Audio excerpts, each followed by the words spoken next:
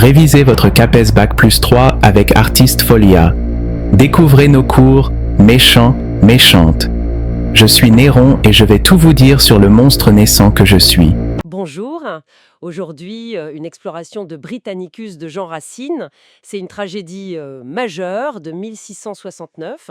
On a souvent l'image du classique scolaire, un peu poussiéreux peut-être, mais c'est bien plus que ça. C'est une plongée assez saisissante dans l'histoire romaine, et surtout pour comprendre comment le mal, comment la cruauté peut émerger. Racine nous montre un Néron jeune, pas encore le tyran qu'on connaît, mais vraiment un moment charnière. Alors, la question qu'on va se poser, en s'appuyant sur les analyses, c'est comment Racine décortique-t-il cette jeunesse de la cruauté? Comment est-ce qu'un prince, qui au début semble même hésiter, bascule? Les sources évoquent souvent l'influence janséniste, cette idée de la corruption humaine face aux passions. C'est ce mécanisme qu'on va essayer de comprendre ensemble. C'est tout à fait ça. Et le mot important, je crois, c'est processus. Néron, euh, il n'est pas né monstre. C'est un choix, en quelque sorte. Il le devient. La pièce met vraiment en scène, comme le disent certains critiques, oui, une tragédie de la montée du mal. On voit cette tension à l'intérieur et puis le glissement progressif, il devient cet autocrate qui n'écoute plus personne. Et qu'est-ce qui le motive au fond? C'est juste politique? Alors, il y a le politique, bien sûr. Il faut écarter Britannicus, c'est un rival, c'est à raison d'État, si on veut. Mais Racine, il va beaucoup plus loin. Il creuse le psychologique. Prenez l'enlèvement de Junie.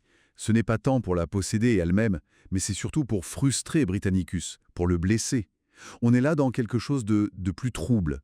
Certains parlent de désir mimétique, vous savez, désirer ce que l'autre désire juste par rivalité. C'est une passion qui frôle la paranoïa. On est loin, très loin de la pure raison d'État qu'on trouve parfois chez Corneille. Ici, la violence politique, elle est déshumanisante, plus personnelle. Et le langage? Vous avez mentionné que le langage lui-même joue un rôle là-dedans. Comment est-ce qu'il s'en sert? Ah oui, c'est fondamental. On assiste vraiment à un apprentissage de la cruauté qui passe par les mots. Au début, Néron, il est dans l'euphémisme, la fausse confidence. Il a ce masque, vous voyez, du prince raisonnable, à l'écoute. Et puis petit à petit, sa parole change. Elle devient tranchante, injonctive. C'est l'ordre sec, la décision qui ne se discute pas.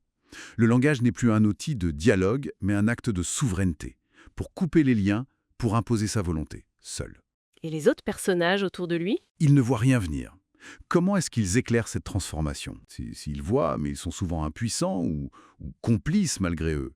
Chaque personnage est un révélateur. Prenez Agrippine, sa mère. Figure fascinante. C'est une stratège politique, c'est elle qui l'a mis sur le trône. Et elle se retrouve rejetée, humiliée, c'est l'ironie tragique. Elle est victime de cette logique tyrannique qu'elle a au fond aidé à mettre en place. C'est une sorte d'avertissement alors. Exactement. Et puis il y a Narcisse, le conseiller de Britannicus, qui le trahit. Lui, c'est vraiment le bras intellectuel du mal, la manipulation par la parole. Et bien sûr, les victimes. Britannicus et Junie. Leur faute? Exister. Leur innocence, leur passivité même, ça révèle en creux la cruauté de Néron. Leur sacrifice, c'est le point de non-retour. Junie, toutefois, trouve une forme de résistance, de dignité, dans son retrait final chez les Vestales. Un silence puissant face à la parole devenue folie. Et Burrus, le précepteur. Ah, Burrus, le sage, le vertueux, mais impuissant. Son échec, c'est celui de la raison, de la sagesse, face à la passion qui emporte tout. C'est très sombre. Toute cette tension intérieure, cette violence psychologique, elle se ressent aussi dans la forme de la pièce, dans l'écriture de Racine. Tout à fait.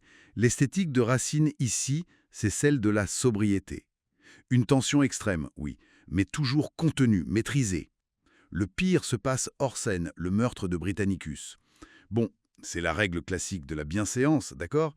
Mais chez Racine, ça sert surtout à autre chose. Ça concentre toute notre attention sur la décision, froide, intérieure, prise par Néron. Le non-dit, le silence, tout ça est chargé de sens. Et d'ailleurs, remarquez qu'à la fin, il n'y a plus que Néron qui parle, avec une autorité pleine. Les autres sont réduits au silence ou à une parole contrôlée. C'est une marque très claire de cette prise de pouvoir totale. Une atmosphère très pessimiste donc. Très pessimiste, oui. Sans doute influencée par le jansénisme, cette vision d'un monde un peu clos, sans échappatoire facile, où le mal progresse inexorablement si la grâce n'intervient pas. Et certains y ont vu aussi, bien sûr, une allégorie politique. une sorte de miroir tendu à la cour de Louis XIV, à la centralisation du pouvoir qui s'opérait à l'époque. C'est intéressant d'ailleurs de rappeler que la pièce n'a pas été un succès immédiat en 1869. On l'a trouvée trop froide, trop austère. Il a fallu attendre et des relectures, je pense notamment à celle de Roland Barthes sur la dimension psychologique, pour qu'on en mesure vraiment toute la profondeur. Et aujourd'hui, peut-être qu'elle résonne encore plus fort avec nos propres interrogations sur les régimes autoritaires, sur la façon dont la cruauté peut se cacher derrière un discours qui se veut rationnel. Exactement. En somme, Britannicus, ça nous montre une méchanceté qui n'est pas innée, pas une fatalité, mais plutôt quelque chose qui se construit. C'est un choix progressif, et qui passe beaucoup par la rhétorique, par le langage. Néron, c'est cette figure tragique, oui, terriblement moderne et troublante. Il choisit la cruauté pour asseoir sa domination, pour se sentir exister, peut-être, en écrasant l'autre. Et ce qui est particulièrement frappant, et c'est peut-être là-dessus qu'on peut laisser nos auditeurs réfléchir, c'est que Racine peint des personnages qui sont souvent très lucides. Ils comprennent ce qui se passe, ils se voient agir. Mais cette clairvoyance, eh bien, elle ne les sauve pas, ni de leur chute, ni de leur propre part d'ombre. Le méchant chez Racine, ce n'est pas juste un repoussoir facile, c'est un révélateur complexe de ce qui se joue en nous face au pouvoir, face à nos passions. Ça nous invite peut-être à rester vigilants sur les mécanismes, parfois très insidieux, par lesquels l'inhumain peut s'installer, y compris quand il prend les apparences de la raison ou de la nécessité.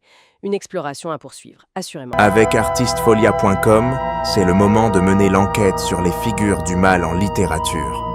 Révisez votre CAPES pour l'épreuve de dissertation sur le programme Méchant-Méchante Bac+3 avec l'aide de nos assistants IA.